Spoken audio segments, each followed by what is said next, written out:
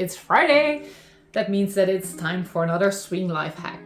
Now this one is again about makeup because, as it turns out, there is still a lot to learn. At least for me there is. So let's have another chat with Maaike. Maaike, you are a beauty content creator. You know everything about makeup. How do I avoid that makeup that I use ends up somewhere else on my face?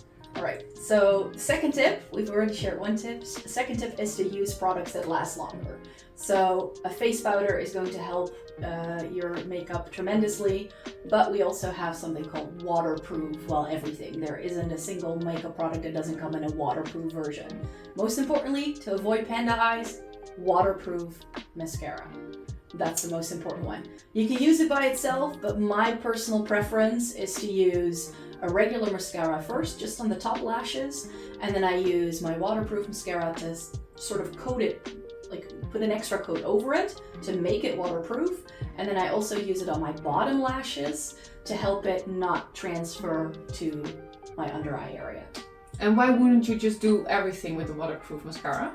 I don't like waterproof mascara by itself because the formulas are usually a bit drier, so it doesn't hold a curl the way I want it to.